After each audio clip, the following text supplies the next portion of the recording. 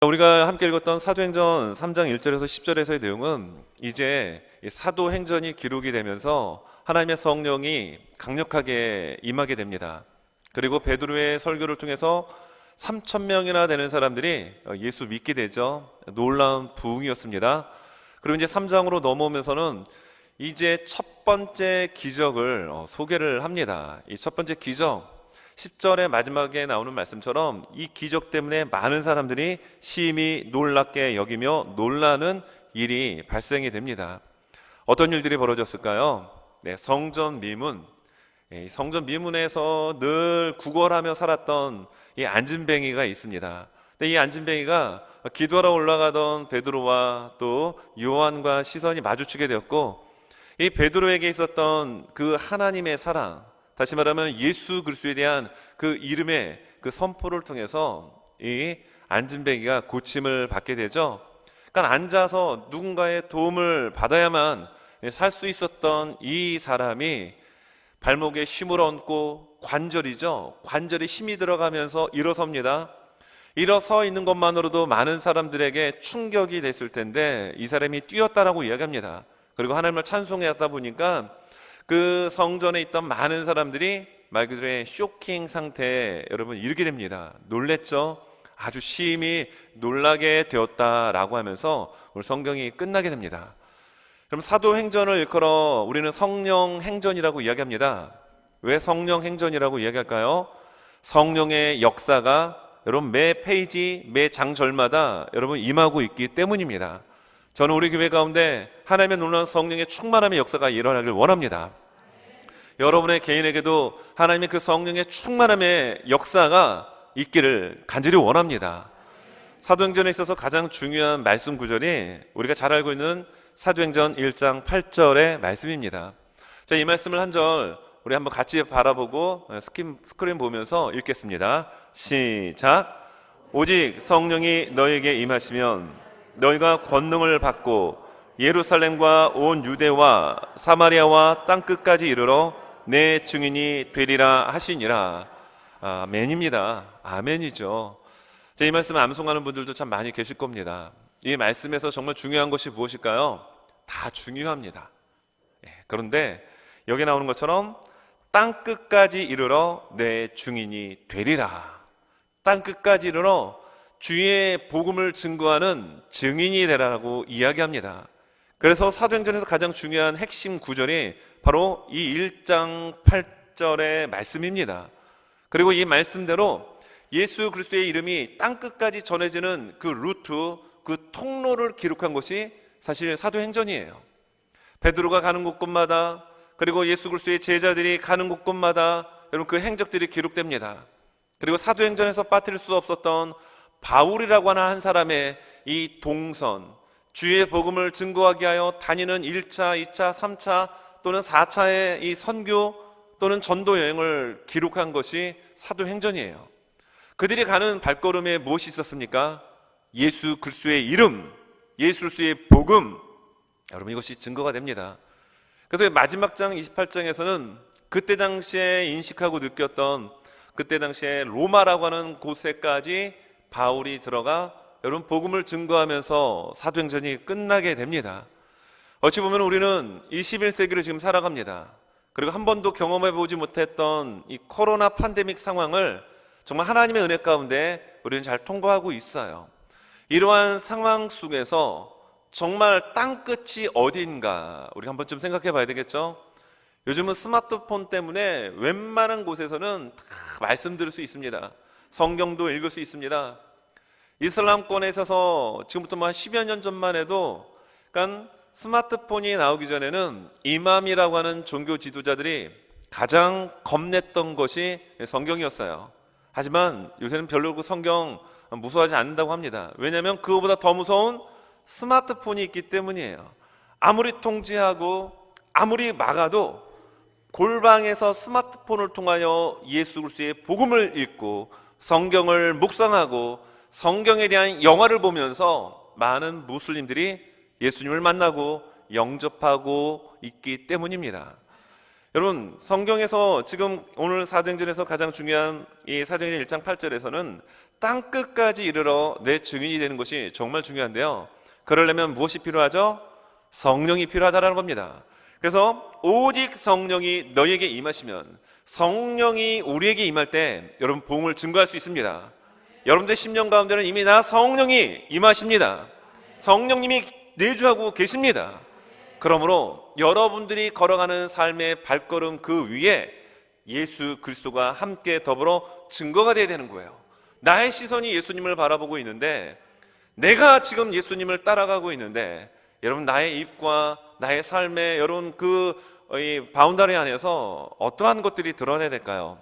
예수 그리스도가 여러분 증거가 되어지고 예수 그리스도의 향기가 자연스럽게 나와야 합니다. 자, 그러면 사도행전에서 말하는 여러분 성령이 핵심적으로 하는 사역은 무엇일까요? 여기에 보면은 너희가 권능을 받고, 옛날도 아니죠. 뭐 10년 전, 20년, 30년 전에 한국 교회에서는 이 권능이라는 부분을 상당히 많이 강조했습니다. 여러분들에게 권능이 있길 바랍니다. 네, 그러면 아멘 크게 하시는 분들 계시죠? 네, 여기서 권능은 무엇일까요? 뭐 병 고치는 걸까요? 맞습니다. 사도행전에 보면 병 고치는 일도 나오죠. 심지어 죽은 자가 살아나는 경우도 있습니다. 베드로의 그림자만 스치고 지나가도 병든 사람이 고침받는 이런 초월적인 내용들이 사도행전에 참 많이 기록되어 있습니다. 하지만 사도행전이 정말 강조하는 성령의 핵심 사역은 무엇인고 하면요, 여기에서 말하는 무슨 기적을 행하는 것도 아니고요, 병 고치는 것도 아니고요, 방언을 말하는 것도 아닙니다. 엄밀히 말하면 무엇입니까? 예수 그리스도의 복음을 증거하기 위하여 성령의 권능이 우리에게 필요합니다. 자, 그러면 오늘 성경 말씀에는 지금 안진뱅이가 고침을 받고 있는 장면이에요. 첫 번째 기적이 성전 미문에 앉았던 이 안진뱅이가 구걸하던 인생이 고침받는 장면인데, 권능을 받으면, 하나님의 성령의 충만함을 받으면 이렇게 병든 자가 고침을 받고 귀신을 추방하고 어둠의 세력을 물리치는 파워풀한 권능을 소개하기 위해서 여러분 이 장면을 지금 3장에서 기록했을까요? 그럴 수도 있겠지만 큰 틀에서 볼 때는 그게 아니라는 겁니다. 여러분, 하나님의 이 성령의 권능은 무엇일까요? 때리면 맞는 겁니다. 욕하면 욕 듣는 거예요. 어느 자리에 있든지 간에 주의 복음을 증거하기 위하여 당하는 수많은 고난, 때로는 형통함 속에서도 주의 복음, 예수 그리스도의 이름을 증거하기 위하여 그것을 인내하며 참아낼 수 있는 능력, 힘, 이것이 성령께서 우리에게 주시는 권능입니다. 여러분, 사도행전에 성령의 권능이 임하고 난 다음에 어떤 일들이 벌어집니까? 사도 바울이 성령 충만했거든요. 스데반 집사님이 성령 충만했거든요. 근데 돌 맞아 죽었습니다. 사도 바울은 몸의 연약함 가지고 다니는 곳곳마다 복음을 증거했지만, 예수 그리스도의 이름을 선포했지만, 그는 수도 없는 매질과 고문과 감옥에 갇히게 됩니다. 그것을 견뎌낼 수 있는 힘, 왜입니까? 내 자존심, 나의 어떤 이해관계, 이것까지도 다 내려놓고 정말 주의 복음을 증거하기 위하여 참아낼 수 있는 힘, 이것이 성령으로 충만한 자에게 임하는 진정한 권능이라는 겁니다. 그래서 오늘 성경을 보게 되면 이 안진뱅이가 여러분 고침을 받죠. 그리고 이것은 그것으로 끝나는 것이 아니라 계속 연결되면서 예수 그리스도를 증거하는 하나의 시작점이 되더라는 겁니다. 이것이 하나의 사건으로 끝나지 않고 이것 때문에 솔로몬 행각에 모여서 또 복음을 증거합니다. 예수 그리스도를 증거할 때 5,000명이나 되는 사람들이 예수를 믿게 됩니다. 또 그것 때문에 사내들인 공회의원, 대제사장, 서기관, 이런 힘이 있는 사람들에게 이 두 사도가 잡혀갑니다. 거기서도 당당하게 그들은 예수 그리스도를 증거합니다. 이것이 성령의 능력이요, 이것이 성령의 권능입니다. 여러분, 우리 모두에게 이런 권능이 있어지기를 바랍니다. 네, 병 고치고 여러 가지 많은 것도 있지만 정말 예수 그리스도를 증거하는 일에 있어서 많은 어려움들이 있지만 그것을 잘 견디어낼 수 있는 이 능력이야말로 성령께서 우리에게 주시는 권능 중에 능력이라고 할 수가 있습니다. 예수님께서 하셨던 사역을 잘 정리한 말씀이 있습니다. 마태복음 4장 23절입니다. 예수께서 온 갈릴리에 두루다니사 그들의 회당에서 가르치시며 천국 복음을 전파하시며 백성 중에 모든 병과 모든 악한 것을 고치시니. 그러니까 예수님의 사역을 이 한 절이 잘 정리를 해줬습니다. 병 고치는 거 많은 일들 하셨죠. 그런데 예수님의 주 핵심 사역은 무엇입니까? 하나님 나라의 천국 복음을 증거하는 일이다라고 말씀하고 있어요. 여러분, 사도행전 오늘 3장 바로 앞장에 2장에 보면 어떤 장면이 나오죠? 성령이 충만히 불의 같이 그들에게 임하게 됩니다. 그리고 그들이 방언을 하게 돼요. 근데 여기에서의 방언은 고린도전서 12장 14장에서 말하는 그런 방언의 개념이 아닙니다. 여기서 나오는 이 방언은 각 나라 말로 얘기하는 거예요. 성령이 임하였을 때 그들이 방언이 터졌습니다. 그들의 방언이 무슨 랄랄랄라 따따따 이런 방언이 아니라 다 각국의 나라의 말로써 지금 말을 하고 있다라는 거예요. 그런데 하나님의 큰 일을 말한다라고 이야기합니다. 하나님의 큰 일이 무엇입니까?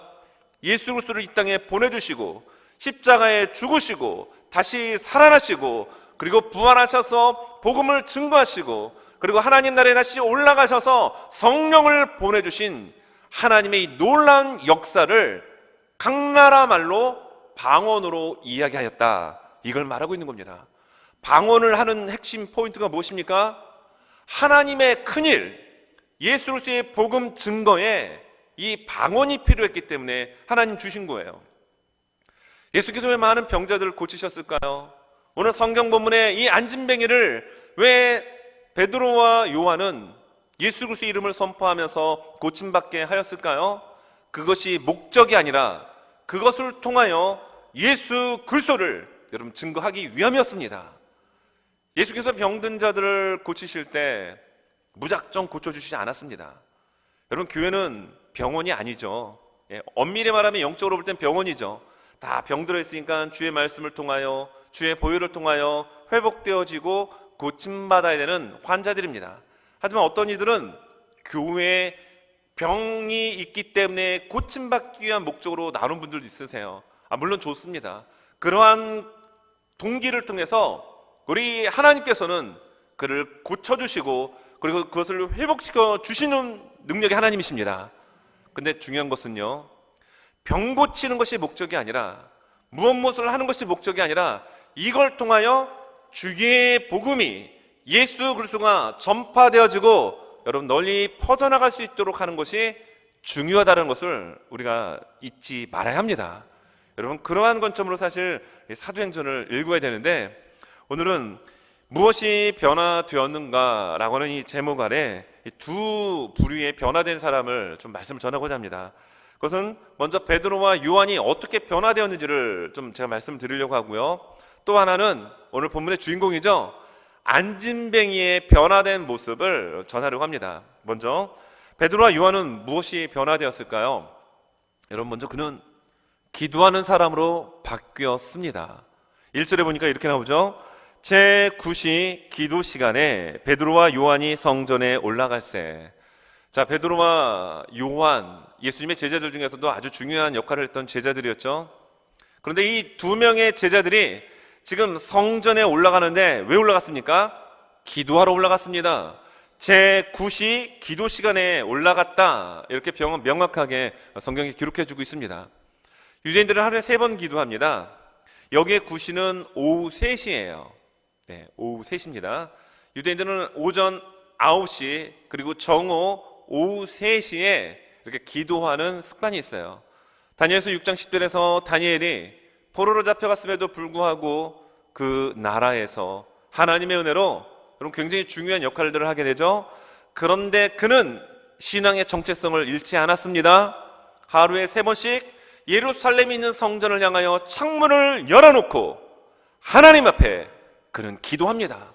그것 때문에 사자굴 속에 들어간다 할지라도 그는 모든 사람들이 볼 수 있도록 활짝 열어놓고 하루에 3번씩 기도했어요.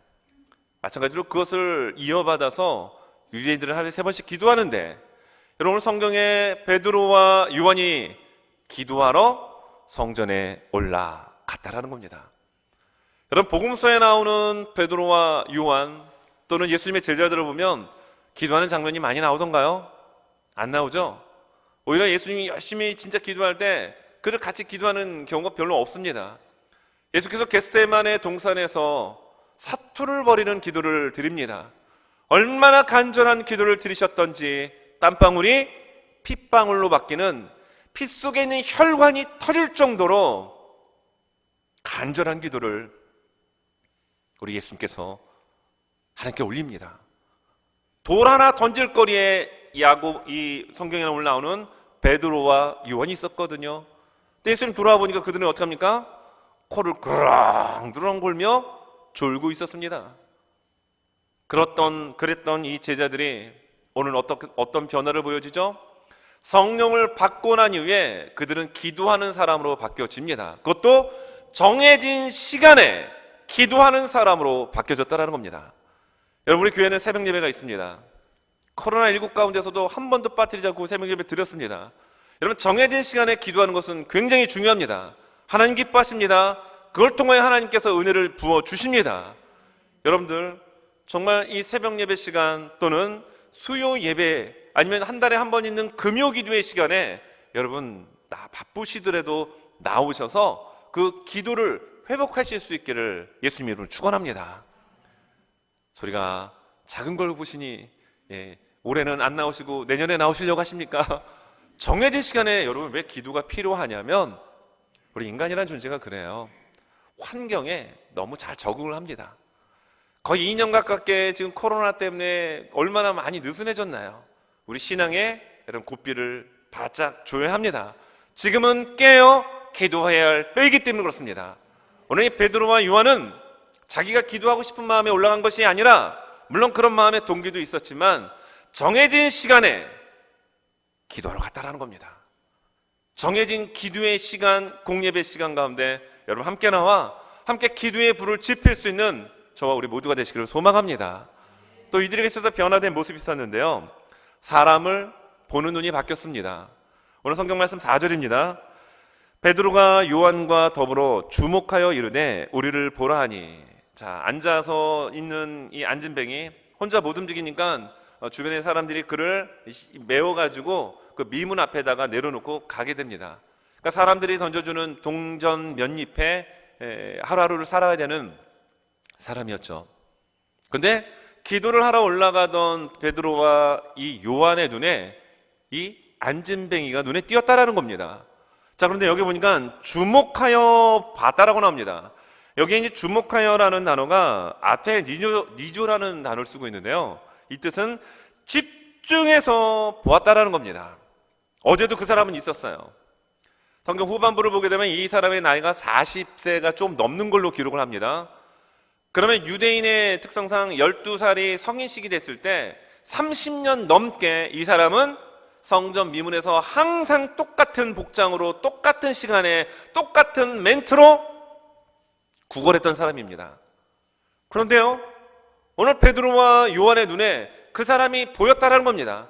지나가면서 아유 안 됐네, 불쌍하네, 아이고 나면서부터 앉은뱅이니 참 안 됐군요 하고 그냥 한번 스치고 지나가는 그런 바라봄이 아니라 주목했다라는 겁니다. 어떤 의미일까요? 집중적으로 그 사람을 관찰했다라는 겁니다. 응시했다라는 겁니다. 그럴 때 그 상대방의 그 현실과 아픔과 어려움이 여러분 눈에 보이게 되었다라는 거예요. 여기서 쓰고 있는 이 아테니조라는 단어는요, 사도행전 1장에서 10절에서 또 한 번 이 단어가 나옵니다.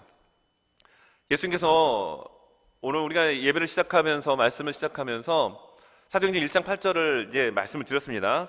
사도행전 1장 9절에는 이렇게 나옵니다. 이 말씀을 마치시고 그들이 보는 데 올려져 가시니 구름이 그를 가리어 보이지 않게 하시더라. 예수님 구름이 가리워서 올려 가셨습니다. 그리고 다시 오실 예수 그리스도도 구름 타고 오실 것이라고 성경 말씀하고 있죠. 자, 그런데 10절에 보면 올라가실 때 제자들이 자세히 하늘을 쳐다보고 있는데 흰옷 입은 두 사람이 그들 곁에 서서, 여기에 쳐다보고라는 단어가 오늘 주목하고라는 단어와 똑같은 단어를 씁니다. 예수님께서 구름을 타시고 하늘로 올라가시는데 아유 예수님 바이바이 이럴 분 있나요? 예수님 내일 봐요 이럴 분 있습니까? 아니죠. 지금 구름을 타시고 구름에 둘러싸여서 올라가신 것을 지금 쳐다보고 있습니다. 어떻게 보겠습니까? 정신 바싹 차리고 집중해서 모든 것을 쏟아부어 가지고 순간이라도 놓칠까 그것을 바라봤을 겁니다. 오늘 베드로와 요한이 구걸하고 있는, 사람들에게 손가락질 받는 하루 인생을 살아가는 그 한 사람을 바라보면서 예수님 구름 타고 올라가시는 그 장면을 목격한 그 눈으로 그 사람을 바라봤다라는 겁니다.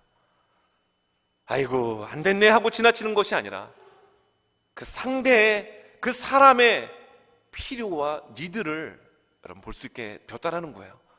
성령의 충만함을 받은 사람의 변화의 모습이 바로 이렇게 바뀌게 되는 겁니다. 우리 교회 안에는 대부분 30년, 40년 이렇게 신앙생활 하시고 보통 20년 되신 분들이 거의 대부분이죠. 서로를 잘 압니다. 하지만 우리에게 필요한 눈은 어떤 눈일까요? 그냥 한번 쑥 지나고 하면서 아이고 오늘 예쁜 옷을 입고 왔네, 야 눈에 보이지 않는 액세서리를 했네, 이런 겉시장의 이 모습만 보는 것이 아니라 그 상대의 상황을, 저 사람이 지금 어떤 기도 제목을 드리고 있는지, 저 사람이 지금 몸이 아프다고 하는데 어떤 지금 진통과 고통 가운데 있는지를 주목하여 볼 수 있는, 영혼을 볼 수 있는 따뜻한 시선이 여러분 우리에게 있어야 됩니다. 여러분 세 번째는 이 사람들에게 있어서 변화된 것은요, 예수님의 이름을 사용하는 모습이 바뀌었다는 겁니다. 예수님 지금 올라가셨습니다. 하나님 보좌 우편에 올라가셨죠. 근데 이들이 지금 어떻게 지금 하냐면 이 정말 안진뱅이인 사람을 바라보면서 6절에서 이렇게 얘기합니다.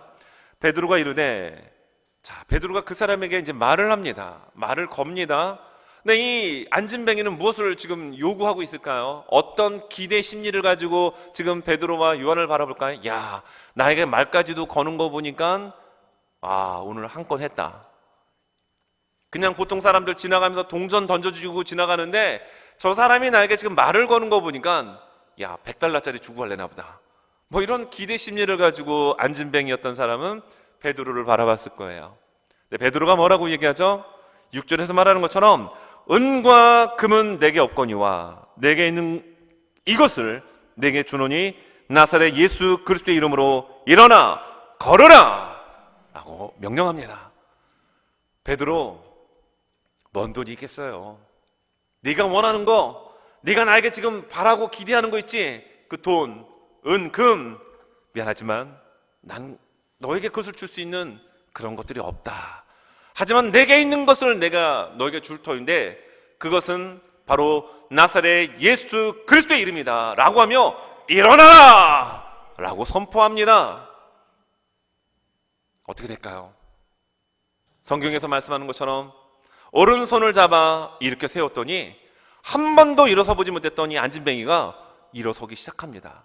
본인이 아마 놀랬을 거예요. 야, 이 베드로라는 사람이 힘이 엄청 센가? 나를 끌어당기네, 올리네. 근데 웬걸요? 성경의 말씀에 보면 발목과 발목에 힘이 들어갔다라고 이야기합니다. 자, 7절입니다. 오른손을 잡아 일으키니 발과 발목이 곧 힘을 얻었다라고 이야기합니다. 그가 원했던 것은 동전 몇 입이에요. 나에게 자상하게 따뜻하게 말을 걸어오는 거 보니까 50불 많으면 100달러를 주고 갈래나 보지, 이러한 기대가 있었는데 이것을 뛰어넘는 정말 그의 삶을 뒤바꿔 놓고 흔들 수 있는 치료의 역사가 일어나더라는 겁니다. 어떻게 일어났습니까? 나사렛 예수 그리스도의 이름으로 일어났습니다. 여러분, 성경에서 사도행전에서 강조하고 있는 성령의 핵심 사역은 바로 이렇게 예수 그리스도의 이름이 증거되기 위해서, 예수 그리스도의 이름이 선포되기 위하여 병든 자를 치료하는 목적을 두고 있다는 거예요. 병든 치유의 사건이 목적이 아니라 그걸 통하여 예수 그리스도가 선포되고 예수 그리스도가 드러나기 위하여 이런 많은 이적들이 성경에 나왔던 겁니다. 베드로, 요한, 여러분 그들이 정말 예수 그리스도를 이름을 사용하고 그리고 예수 그리스도의 이름을 드러내는 이러한 여러분 진정한 예수 그리스도의 제자와 사도의 모습으로 완전히 변화되었습니다. 그 전환점은 무엇이었습니까? 성령을 받고 난 이후에 베드로와 요한의 모습이 완전히 바뀌었습니다. 여러분, 정말 우리 모두에게 하나님의 성령이 강권적으로 충만하게 임할 때 여러분, 우리는 변화됩니다. 변화됩니다. 그럴 때 그러한 교회와 그러한 삶을 하나님께서 쓰시고 여러분 인도하여 주십니다. 여러분, 베드로가 남자다운 남자였죠. 상남자였습니다. 아주 그냥 진짜 남자다운 그런 사나이였습니다. 또 예수님의 제자군 중에서도 수제자였잖아요. 아무나 수제자 시키진 않았을 겁니다. 예수님 보실 때도 믿음이 있었고, 그리고 행동을 먼저 옮길 수 있는 리더십도 있었고, 아무튼 베드로는 남달랐습니다. 예수님께서 제자들이 다 나를 버리고 떠날 것이다라고 했을 때 무슨 말씀하십니까? 다 버릴지라도 저는 예수님 버리지 않습니다라고 막 호언장담까지 했잖아요. 제가 수예배였었나요? 마가복음 설교하면서 으리 하면서 그냥 주님 무슨, 아마 지금식으로 하면 형님일 겁니다. 형님 무슨 말씀하십니까? 저것들이 다 배신을 할지 몰라도 저는 알죠 형님, 막 이렇게 베드로가 얘기했습니다. 근데 몇 시간 지나지 않아서 도망치고 맙니다. 멀리서 예수님 어떻게 되나 쫓아가 봤더니 예수님 결박되어 있었거든요. 어린 계집종이 너 그 사람이지? 그랬더니 거기서 3번씩이나 예수님 아니 모른다라고 하며 3번째는 부인까지 하며 저주까지 하며 예수님 모른다라고 했던 베드로였어요. 그런데 그가 성령 받고 나니까 어떻습니까? 예수 그리스도의 이름을 증거합니다. 그리고 오늘 이 안진뱅이의 이 고침받는 사건을 통해서 솔로몬 행각에서의 복음을 증거합니다. 그 주제는 예수 그리스도였습니다. 그리고 사도행전 4장에서 산헤드린 공회 의원들이 그 나라를 좌지우지할 수 있는 힘 있는 사람들에 둘러싸여 있었던 2명의 사도는 조금도 기죽지 않고 예수 그리스도의 이름을 선포합니다. 너희가 누구의 이름으로 무슨 권세를 가지고 이런 일을 행하였느냐? 이 일이 무슨 일입니까? 안진뱅이를 어떻게 고칠 수 있었느냐? 이 이야기하는 겁니다. 이때 베드로와 요한이 뭐라고 얘기하죠? 성령 받기 전에는 아마 거기 가지도 못했을 거예요. 도망쳤을 겁니다. 그런데 그가 이렇게 얘기합니다. 사도행전 4장 8절부터 이렇게 제가 시작을 하는 말씀을 읽어드립니다. 이에 베드로가 성령이 충만하여 이르되 백성의 관리들과 장로들아, 만일 병자에게 행한 착한 일에 대하여 이 사람이 어떻게 구원을 받았느냐고 오늘 우리에게 질문한다면 너희와 모든 이스라엘 백성들은 알라. 너희가 십자가에 못 박고 하나님이 죽은 자 가운데서 살리심 나사렛 예수 그리스도의 이름으로 이 사람이 건강하게 되어 너희 앞에 섰느니라. 사람들은 베드로와 요한이 고친 걸 보고서 놀래가지고 베드로와 요한을 주목합니다. 이게 사람이에요. 근데 베드로가 앞부분에서 뭐라고 하죠? 왜 우리를 주목하냐라고 하는 겁니다. 우리가 고친 게 아니라는 겁니다. 그러면서 오늘 4장에서는 산헤드린 공회의원에 둘러싸여 있는 자리에서 바로 나사렛 예수 그리스도께서 이 사람을 고치셨다라고 당당하게 자신만만하게 선포하고 이야기합니다. 그리고 그 천하의 그 예수 그리스도의 이름을 또 한 번 강조하죠. 그 유명한 4장 12절입니다. 다른 이로서는 구원을 받을 수 없나니 천하 사람 중에 구원을 받을 만한 다른 이름을 우리에게 주신 일이 없음이라 하였더라. 예수 그리스도의 이름. 예수 그리스도라는 이름이 왜 중요하냐면 예수는 그리스도라는 뜻입니다. 예수는 메시아라는 겁니다. 예수가 구세주라는 뜻인 거예요. 그 이름이 선포되어질 때 놀라운 역사가 여러분 일어난다는 겁니다. 그런데 우리는 어떻습니까? 예수 그리스도 이름이 선포될 때 너무 그냥 식상하게 많이 듣다 보니까 그냥 뭐 예수 그리스도라고 우리는 그냥 흘러듣지는 않습니까? 그렇지 않아요. 어찌 보면 우리가 원하는 것은 병든 자가 그냥 벌떡벌떡 그 자리에서 일어나고 죽은 자가 막 살아나는 이런 기적에 더 많은 관심을 가질 수 있습니다. 하지만 그게 중요한 것이 아니라 정말로 그 생명의 근원 되시는 예수 그리스도를 온전히 여러분 정말 드러내고 증거할 수 있는 여러분 이런 믿음의 모습이 있는 사람을 하나님 찾고 계십니다. 우리 모두가 그러한 예수 그리스도의 이름을 드러낼 수 있는 모두가 되실 수 있기를 예수님의 이름으로 축원합니다. 자, 두 번째 군의 이 안진뱅이의 변화입니다. 간략하게 말씀을 전하면서 마무리하려고 하는데요. 이 안진뱅이의 변화는요, 먼저 정말 수동적인 자세에서 능동적인 자세로 바뀌어버렸죠. 자, 말씀의 2절에 보면 이렇게 기록합니다. 나면서 못 걷게 된 이를 사람들이 메고 오니 이는 성전에 들어가는 사람들에게 구걸하기 위하여 날마다 미문이라는 성전문에 두는 자라. 나면서부터 일어서지 못했습니다. 하반신을 전혀 쓰지 못하는 사람이에요. 그러니까 움직이지 못하니까 사람들에 의하여 지금 옮겨진 겁니다. 그리고 거기서 무엇합니까? 구걸합니다. 그의 자세는 혼자 움직일 수 있는 그런 게 전혀 없었습니다. 누군가의 도움, 누군가의 좀 수고가 있어야 살아갈 수 있는 사람이었어요. 수동적이었죠. 그런데 그가 어떻게 바뀝니까? 7절, 8절에 보는 것처럼 오른손을 잡아 일으키니 발과 발목이 곧 힘을 얻고 뛰어 서서 걸으며 그들과 함께 성전으로 들어가면서 걷기도 하고 뛰기도 하며 하나님을 찬송하니. 지금까지 안진뱅이 인생을 살았죠. 그런데 여러분, 예수 그리스도의 이름을 통하여 나사렛 예수 그리스도 이름으로 일어나라라고 하는 말씀 앞에 그가 정말 일어섰습니다.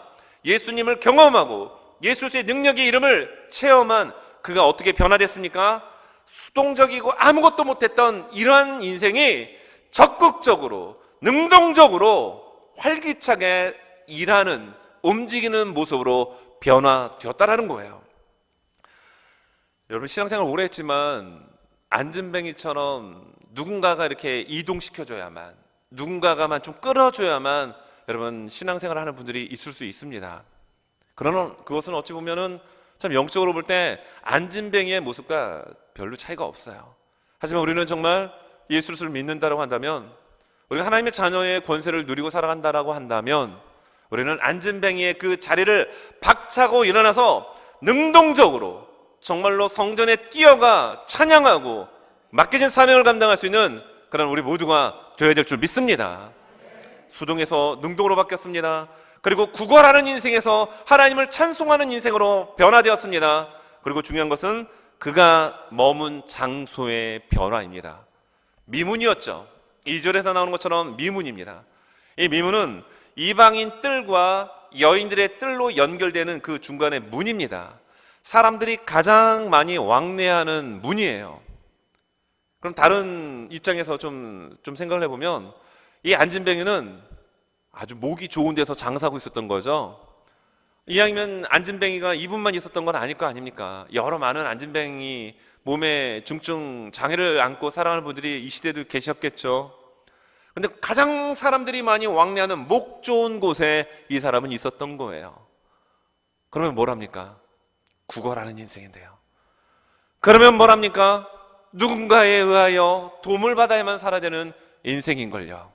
그런데 그가 아픔과 상처와 트라우마가 있는, 그리고 벗어나고 싶었던 그 미문이라는 장소에서 어디로 옮겨져 버리죠?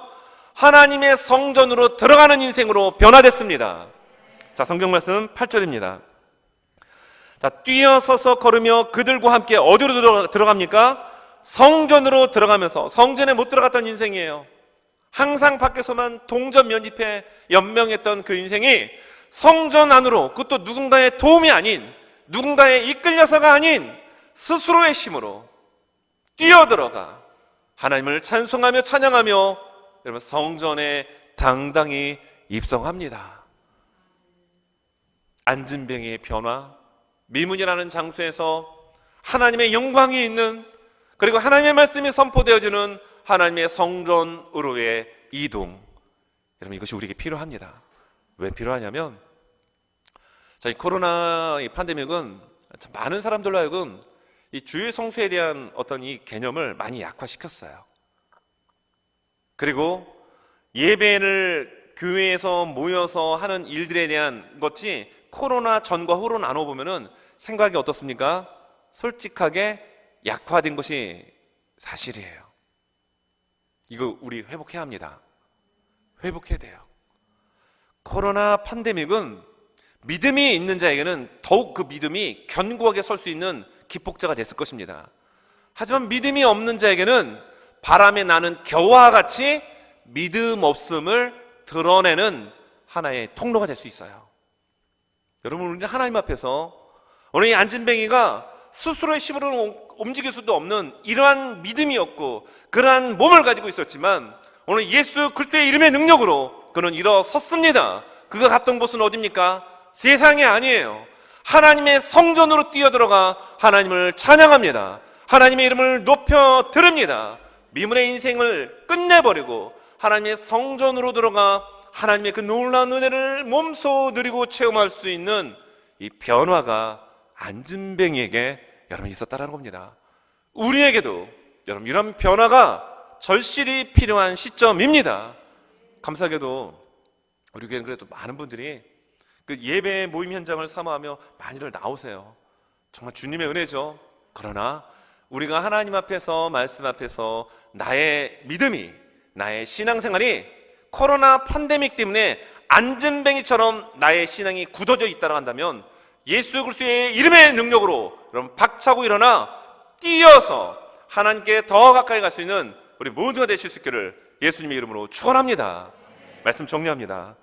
여러분 베드로와 요한은 성령 받고 완전히 변화됐죠. 기도 별로 하지 않았던 인생이 기도하는 인생으로 바뀌었고 정해진 시간에 정해진 하나님과의 만남의 자리에 나가는 인생으로 바뀌었습니다.